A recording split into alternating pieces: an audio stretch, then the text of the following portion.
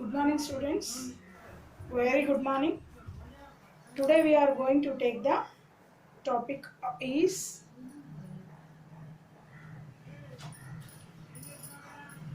the reading passage. The reading passage in the lesson which has been given in the unit 2 is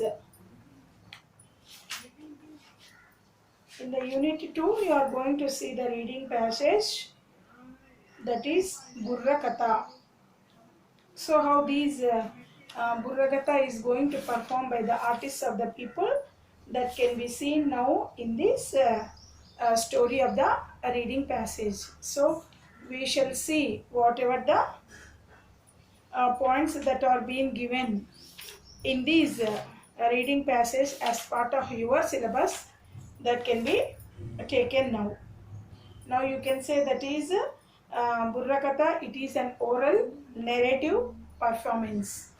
So that is the oral narrative performance which is going to be done by the people on a stage.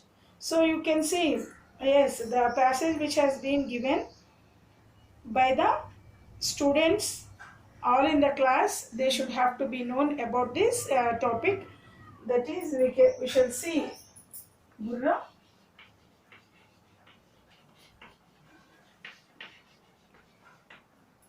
This is an oral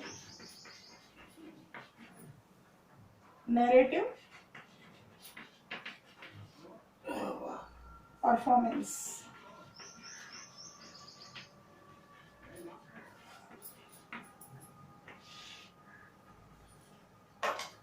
So you should have to see the story of this, the reading passage.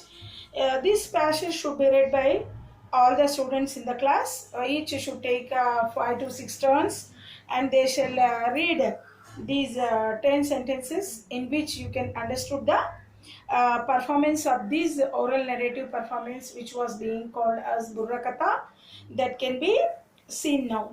So Burrakhatha is an art form. So you can say simply you can give the examples of that one, and Burrakhatha is also one of the performance that is being given in the stories told by the performers on a stage. So this has been done on a stage of a performance. It is a part of the Katha tradition there.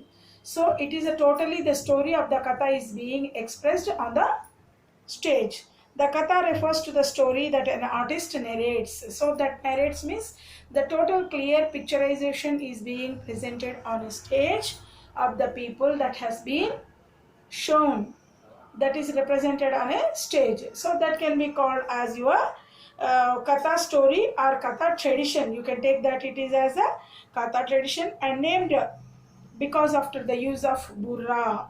So what is this Burra? So because this is named after the uh, apparatus, or you can give the example of this Burra is referred to some of the use of this Burra which is shortly known as Tambura. You can also say that it can be called to as Tambura, a stringed instrument shaped like a skull and made of baked clay. So that is a skill instrument, that is a stringed instrument which is being tied with a small string, and you can see that it is shaped like a skull.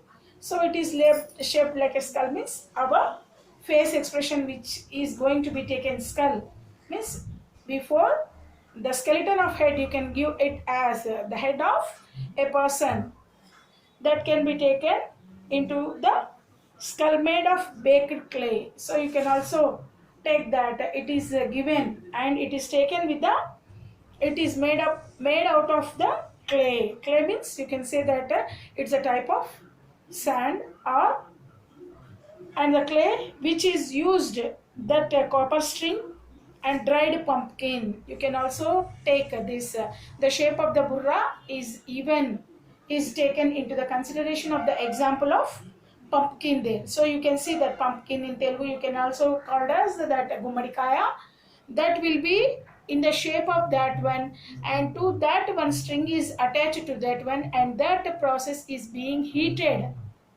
to form in the heat of clay there. and this is art form found in the villages of Telangana. So you can see this form is found in the villages of Telangana. So you can see some parts of Telangana is as well as in Rayalaseema and other farmers of state of Andhra Pradesh. Its name varies from region to region. So these varies from region to region, and it can be called as your Burrakhatha or Sharada Katha, you can say. So you can also say that the name of the place of this reading passage which has been given as Tambura Katha or Sharada Katha. Since Telangana art is considered to their stringed instruments to the manifestation of God Sharada. So these instruments, so we are going to string the wire, copper wire to that part of the skeleton which is made of clay pot that can be stringed due to the manifestation. So whatever they are going to treat the goddess of Sharada there, and in the coastal areas those are being called as Jangamakata. In Rayalaseema they are called as your Tandanakata or Suddulu. So you can see that this can be taken as in the Telangana folk artist there, and that can be called as your Sharada Katha, since the Telangana artists are going to be considered their string instruments to the manifestations of the goddess Sharada there. So when you take part, this is itself in a Andhra Pradesh area of the Andhra Pradesh, it can be called as Jangamakatha there. Then they are called as your Jangamakatha, and this in the place of Rayalaseema, when you are going to take Telangana, Rayalaseema and coastal areas. Then now in the part of the Rayalaseema it can be called as Tandanakatha or Sudulu there. Then these are the names of given where the parts of the region is different from other places there. And Burrakhatha began in the form of songs. So this Burrakhatha has began in the form of songs there, which was sung by tribal people. So the songs are there, and this song is sung by the tribal people, nomadic and folklore. So you can see that nomadic no folklore are Kala Puranam there. So you can also say that this is the nomadic folklore or Kala Puranam. Thus suggests the ancestors of one which tribe was cursed by the goddess Parvati to live difficult life. So they are going to think that this was given as the curse by the goddess Parvati to the people, those who are facing the difficult life of the people there. Then constantly moving from one place to other place like nomads. So these nomads means they are going to migrate from one place to other place for their food and shelter living. If at all they are going to earn money in some of the areas, they will be traveling like that itself, where the money is going to be get from after the being of their play there. So they will not stay in one place, they will be usually traveling from one place to the other. So that is why it can be seen that three different parts, Telangana is there, coastal is there, and Rayalaseema is also there. Then since then, this tribe has been known as Jangam or nomadic tribe of the 12th century. So you can see that this was from the 12th century it is going to come. They are generally influenced by a saint called Basava of Karnataka. Then these people are influenced by a person, namely from the region of Karnataka there. That same person can be called as Basava there. And this Basava of Karnataka and eventually adopted Veerashaivam. So Veerashaivism, we can also call it as Veerashaivam as their religion there, because they often relied on the charity of the others on their livelihood.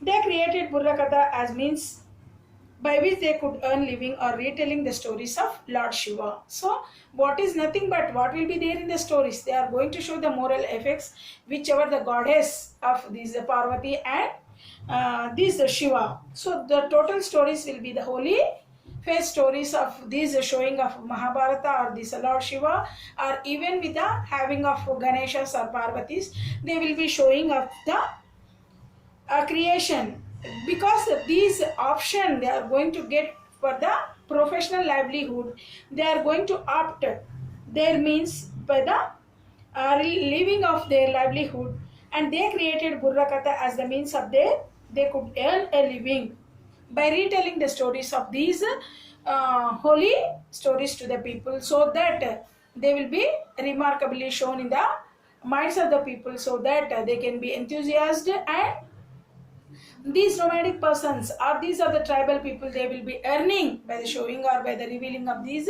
stories there. And a performance consists of a story. A performance consists of a story by a team or two or three people who are often telling from the same family. Then you are going to say that the performance of the story is told by the team or two or members or two or more than members. Then who often the story from the same family. So they are taking one family, from that family two members or more than two members or team of members are being added to the same family or which belong to that category of the people. The main storyteller of the performance is known as Kathakudu. So the main person, he will be saying the story, and that person can be called as your Kathakudu there, and that person narrates the story to the accompaniment of music and produced by Tambura there. And you can see the main story, it is being initiated by the person Kathakudu there, and that person's story, the performance or accompaniment of music is produced by tambura. So like this apparatus, we shall firstly told that tamburas are being prepared with the skeleton of a human head, and that part is relevant to the size of the pumpkin and heated, and the total string is tied to that pumpkin and heated with the clay of the instrument, which is known as tambura there. And additionally, Kathakudu wears anklets. And the main person, we said no, the Kathakudu is the person, and he wears anklets. Anklets means you can say that silver chains which are being opted to the legs of the person there, and that can be called as your andelu there, and assist the telling of the metal rings on their fingers to produce music as they dance. So they used to wear of these two things, anklets, and they can be called as your andelu.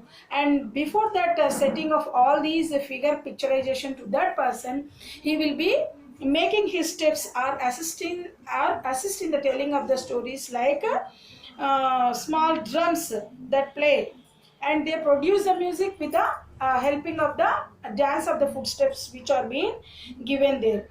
The other performers assist in telling the story. The other performers assist in telling the story, playing the drums called gumeta or budige. So you can say that all the people who are going to produce with the music as they dance, the other performance will be there in the story tellers who take either humorous or hasya kathas there. Then these small drums are being called as your gumetas or budike, playing the role of either humorous. They will play the humorous or hasyakas or political commentators that can be taken as rajakiyas. At times they might interrupt the story to have. So in between they are not even facing of all the things with the continuously. They will be making themselves by the audience to be taking up the role of the humorist in between, or what they can say to crack jokes or even the questions. They may opt with the having of the questions there, or not only with the facing of the questions, or to which the Kathakuru reports or he responds. So in the between also, he may not even, the Kathakuru may not even have the total performance on the on which one, on the main story. So in between that, they are going to ask them by the taking of the role of humorists that can be called as your hasyakas, or even the political commentators that can be taken to that as raja kiyas. At times that might interrupt the story. They crack jokes or even asking the questions to which the Kathakudu gets a response there. And finally, you can see the Burrakhatha is mostly performed during Dasara and Sankranti. So you can see that Burrakhatha is mostly performed during Dasara and Sankranti, with performance taking place in the village evenings. So this can be taken into the performance during the vacations, that can be taken as Dasara and Sankranti, with the performances taking place in the evenings. They began with the devotional songs before Kathakudu introduces story. So before the introduction of these performance of the Burrakhatha, by the taking place in the evenings there. They will start with the devotional songs which are being praised there. And this introduces story. The Hasyakas and Rajakiyas help in the emphasizing the main points of the story there. And you can see in between those play, this Kathakudu is mainly focusing on the two humorists and these Rajakiyas. So these Rajakiyas and Hasyakas help in emphasizing the main points of the story, so that the audience should not, or audience may not lose the track of the narrative there. So what is the total appearance of the narratives should not hide up from the audience there, and they will make that this track should not lose in the minds of the audience there. The stories performed tend to the way the stories performed tend to be based on the history of mythology there. So what is the here? The stories of these Burrakhatha, or even the people are going to say, they are going to take these performance which will be based on mainly history and mythology. So you know that the histories of the rulers, or even the kingdoms, or even with the stories of the god and goddess can be taken by the particularly, namely as with your great epics there, as these Ramayana and Mahabharata. You can give the holy books of Indians are these with respect to the religion you can give, and you can take that these are the things of the particularly great epics of the Hindus, Ramayana and Mahabharata. So the characters of these are being introduced by the people to say or to view the visualization picture of these Burrakathas there. So this last paragraph is about this. This Burrakhatha is mostly performed during Dasara and Sankranti. Whenever the vacation comes, all the people may return to the villages, and so that they will enjoy with the devotional songs which introduced by these Kathakudu. And you can also see the main story of that audience may not lose the track as a narrative there. And the story is based on this history and mythology which can be taken particularly into the great epics of Ramayana and Mahabharata. So by this we shall complete these Burrakhatha as the oral narrative performance that is being read by the students, so that you can understand how these performance is being done in different parts of the villages, or in respective to the other areas of the places there. And this can be taken into the having of the stories of the reading passage which has been given in this lesson. So we shall continue the remaining topics in one more session. Usha.